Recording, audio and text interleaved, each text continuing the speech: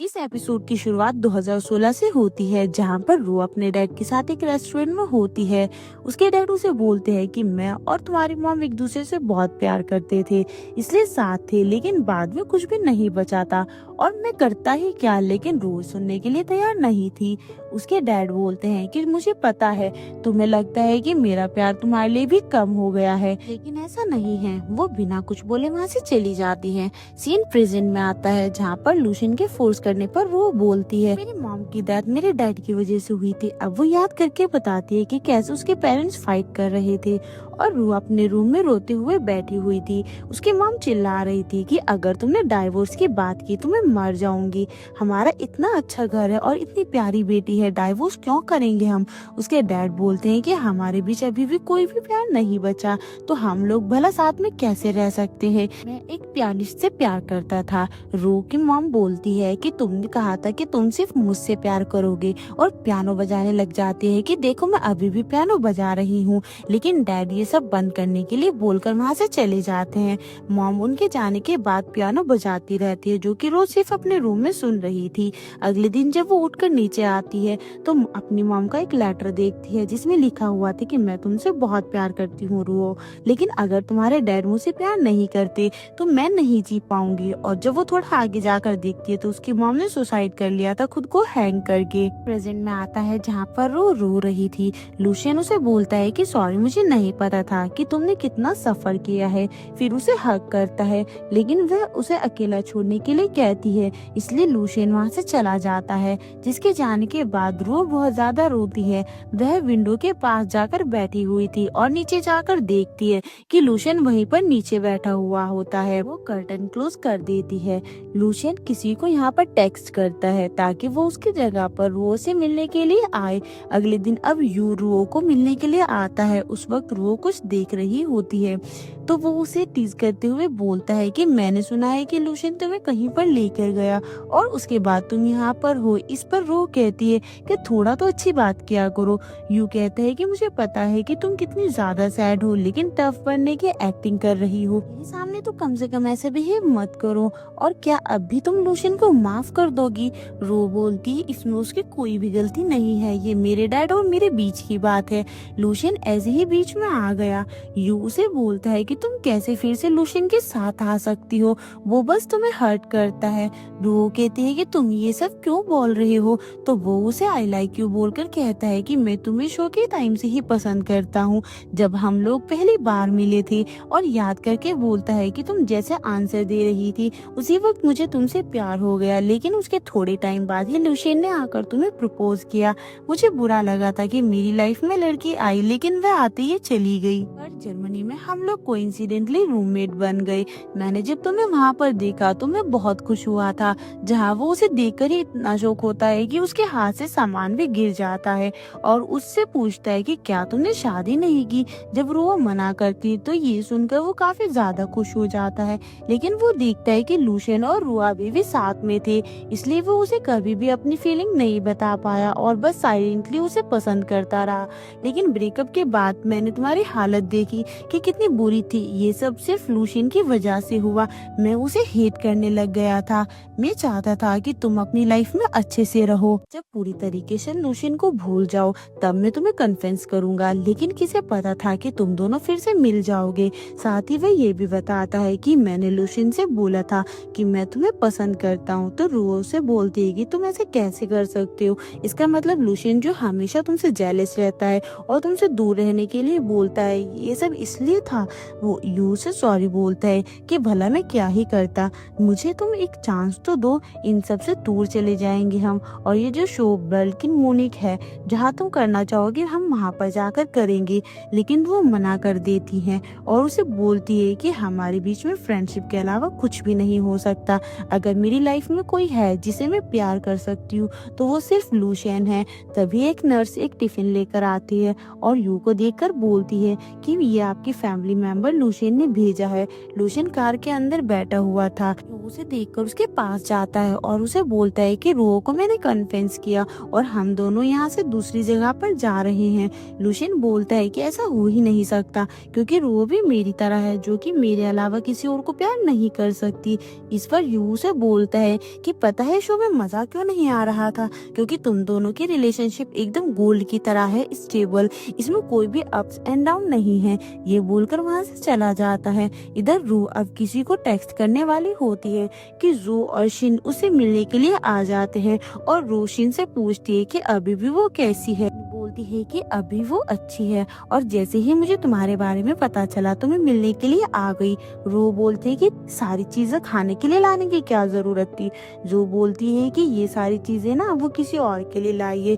Lucian इन दिनों यहीं पर अकेला बैठा है, रिजोर्ट भी नहीं गया, क्या तुम उससे नहीं मिलोगी। तभी रू को कॉल आ जाता है कि वांग की वेडिंग की एडिटिंग हो गई है, उसे चेक करने के लिए आने के लिए। इसके लिए लूशियन को भी बताने के लिए कहते हैं तो रू हाँ बोलती है और लूशियन को टेक्स्ट करके उसे बोलती है कि कल हमें वांग के शूट की एडिटिंग देखने के लिए जाना है, जिस पर वो हाँ बोलता है। अगले दिन फिर वो शूट के एडिट को देख रहे होते हैं, जहाँ पर यूज बीच में फिर से वांग के बारे में भूल जाती है, लेकिन वांग उसे याद दिलाता है और वह उन्हें थैंक यू बोलता है उनके लिए ये सब करने के लिए। अगर अब सभी उसी मैरिज को भूल जाएगी तो वही वीडियो को दिखाकर याद दिला सकता है। सब देखकर रू की आंखों में आंसू आ जाते हैं। मिंग अब उन दोनों से पूछता है कि क्या उसमें सब कुछ ठीक है, तो दोनों हाँ बोलते हैं। इसलिए अब मिंग आगे का काम करने लग जाता है। वो दोनों वहाँ से जा रहे थे तभी लूशियन को शेन की गर्लफ्रेंड का कॉल आ जाता है, जो उसे बोलती है कि रू की डैड की डेथ होने वाली है, उसे मिलने के लिए आने के लिए।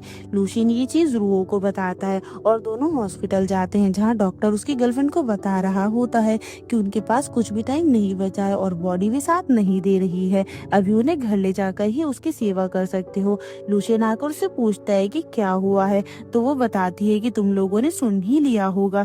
रू पूछती है कि उनकी तबीयत इतनी खराब है तो मुझे बताया क्यों नहीं। वो बोलती है कि तुम्हारे डैड को लग रहा था कि ऑलरेडी फ्यूनरल में बहुत ही प्रॉब्लम क्रिएट हो गई और तुम्हें तंग करना नहीं चाहिए। उन्हें लगा कि तुम उन्हें हेट करती हो, लेकिन मुझसे रुका नहीं गया। लूशियन बोलता है कि हम दूसरे डॉक्टर से बात करके देखते हैं। इस पर वो बताती है पिछले साल ही उन्हें last age lung cancer diagnose हुआ था और अभी भी कुछ नहीं हो सकता।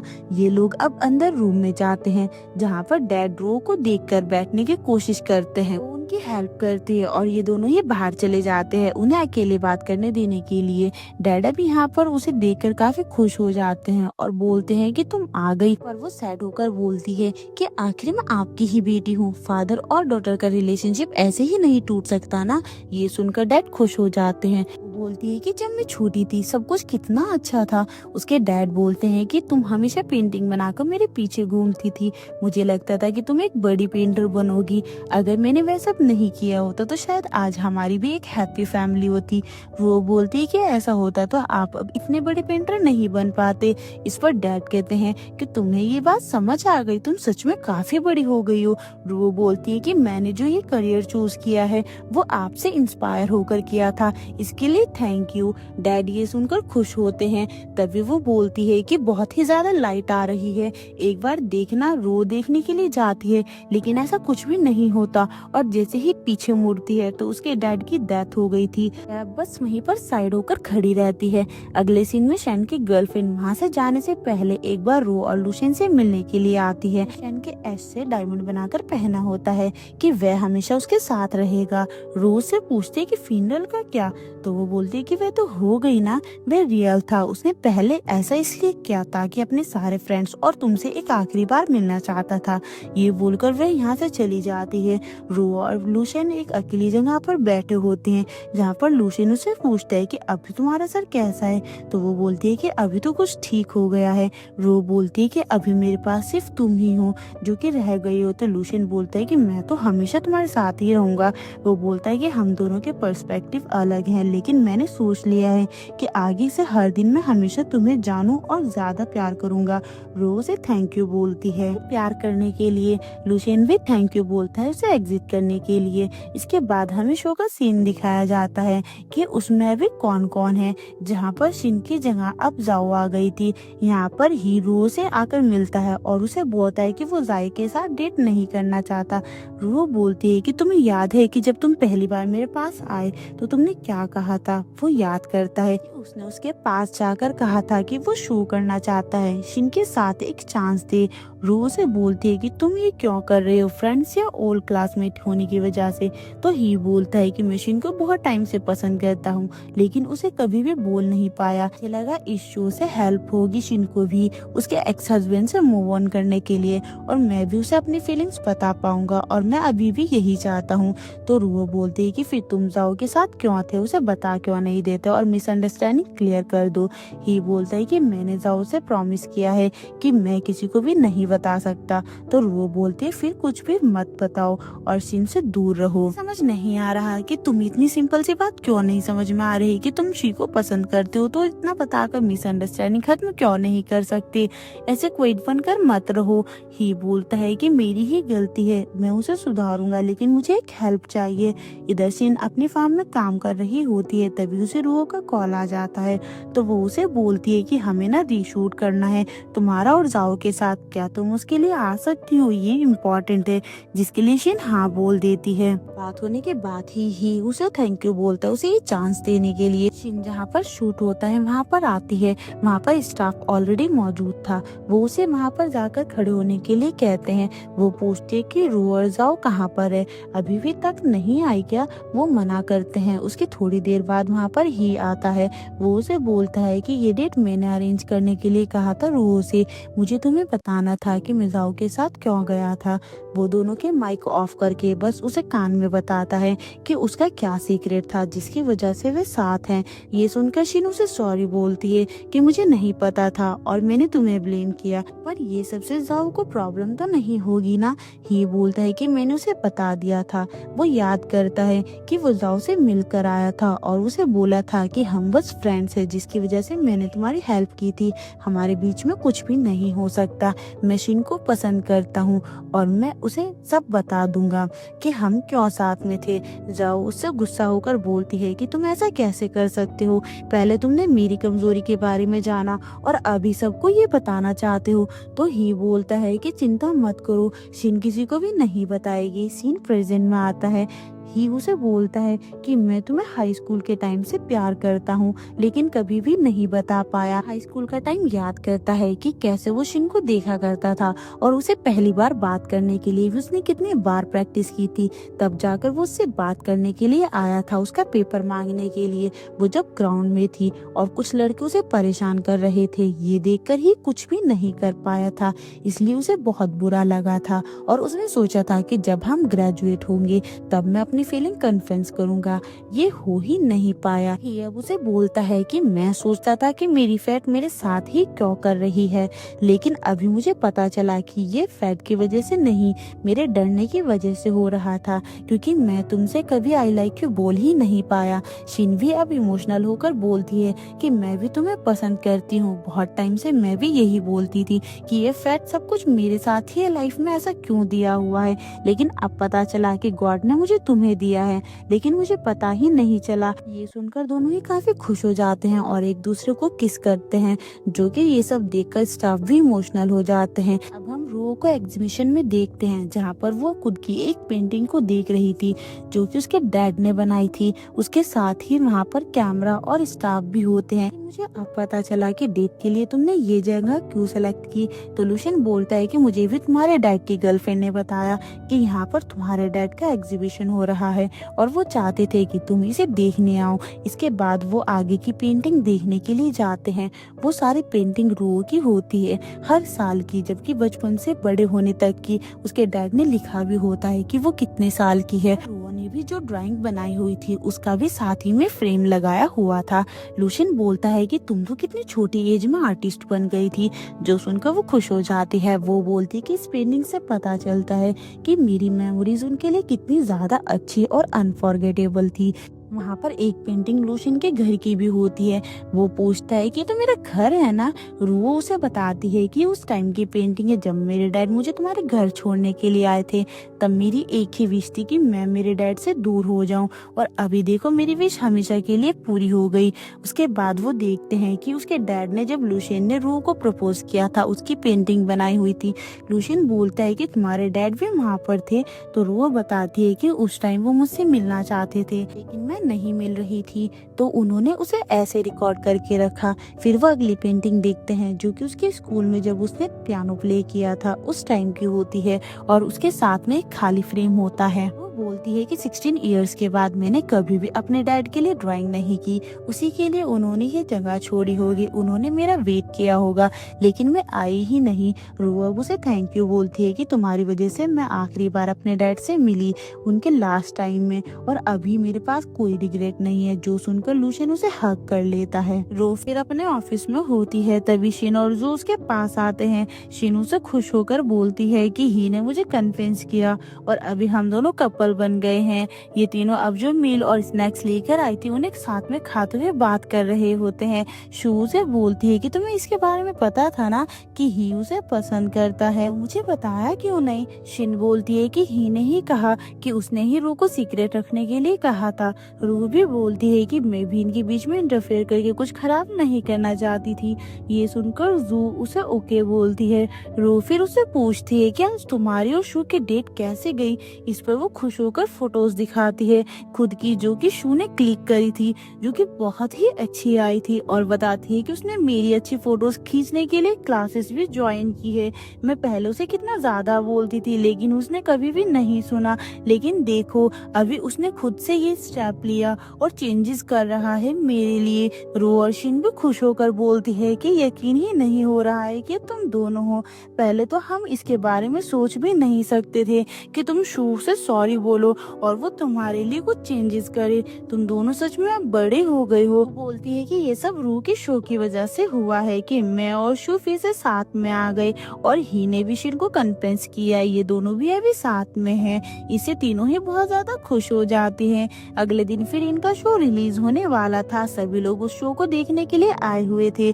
जाओ भी किसी काम से ही की कार लेकर बाहर गई थी। उसकी कार कीज फिर वो देने आती है। फिर वो लोग जिस रूम में शो देखने वाले थे वहाँ पर जाते हैं। ही भी जू से दूर होकर बैठा हुआ था। ये देखकर जू से सॉरी बोलती कि मैंने तुम्हारे साथ अच्छा बिहेव नहीं किया, मुझे डर लगता है कि तुम मुझे मारोगी, लेकिन तुमने शिन के लिए किया तो तुम्हें कुछ बोलने की जरूरत नहीं है। जूही से बोलती है कि तुम अच्छे से रहना और कभी शिन को तंग मत करना। ही भी उसे हाँ बोलता है।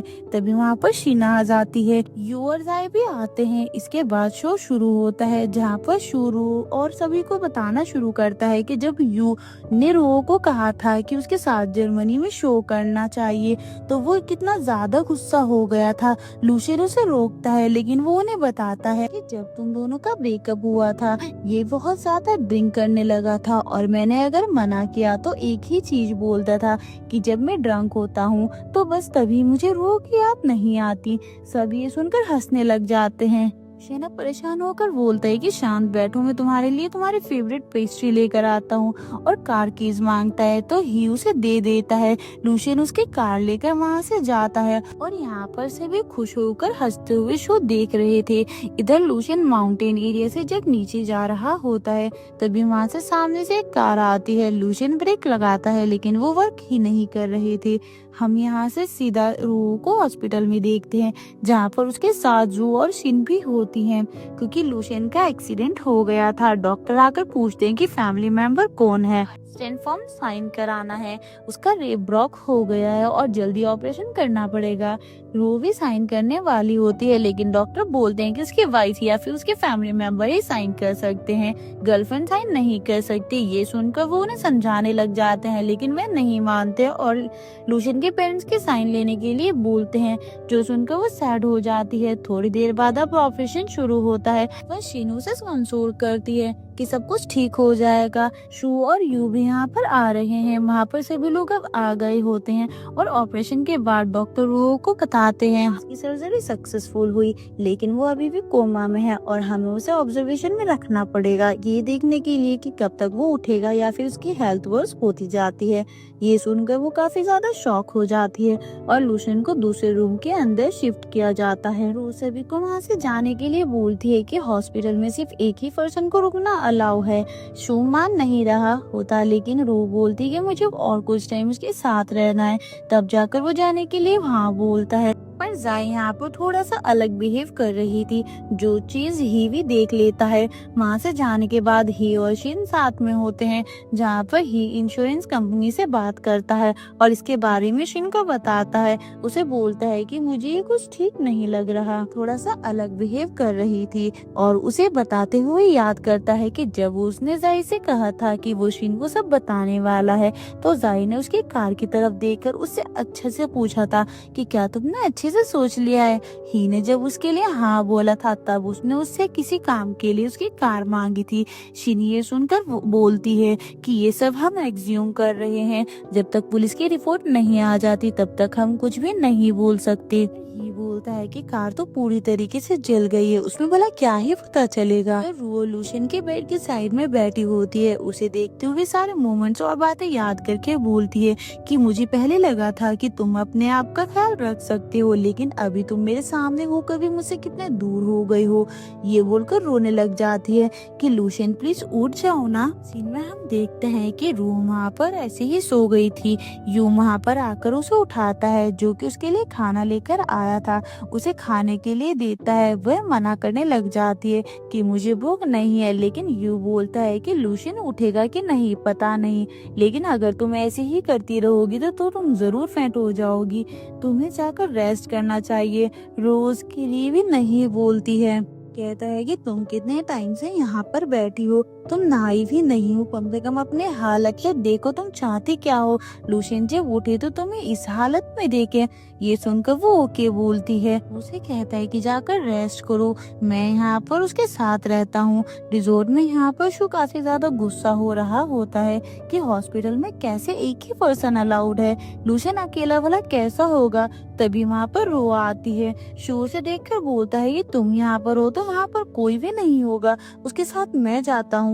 लेकिन वो उसे रोक कर बोलती है कि यू वहाँ पर आया हुआ है। शो ये सुनकर शॉक होकर बोलता है कि तुम लूशियन को यू के साथ भला कैसे छोड़ सकती हो, फिर तो मुझे जरूर जाना चाहिए। वो उसे रोक कर बोलती है कि यू लूशियन को कुछ भी नहीं कर सकता, मेरी बात मानो और यहीं पर रुको। फिर रोज शावर लेने के लिए चली जाती है। इधर यू लूशियन से बोलता है कि देखो तुमने फिर से रूहो को रुला दिया ना, तुम अगर जल्दी नहीं उठे या तुम्हारी डेथ हो गई तो मैं रूहो को अपने साथ जर्मनी लेकर चला जाऊंगा। लूशियन की फिंगर हिलने लग जाती है, तभी रूह भी वहाँ पर आ जाती है। यू से बोलता है कि तुमने रेस्ट क्यों नहीं किया, तो वो कहती है कि मैं सो ही नहीं पा रही थी, तो यहीं पर आ गई। यू वहाँ से जाता है, तभी बीच में उसे जाओ मिल जाती है, जो कि लूशियन से मिलने के लिए फ्रूट्स लेकर आई थी। यू पूछता है कि तुम यहाँ पर क्या कर रही हो, तो वो कहती है कि वो मेरी फ्रेंड है, तो वह एग्जॉस्ट हो गई होगी, इसलिए सोचा कि मैं लूशियन का ख्याल रख लेती हूँ। यू बोलता है कि तुम्हें वहाँ पर जाने की जरूरत नहीं है, उसके साथ वहाँ पर रूहो है और मुझे पता है कि तुम लूशियन को पसंद करती हो, लेकिन रूहो और लूशियन की जल्दी शादी होने वाली है, तो उसके पीछे मत आओ।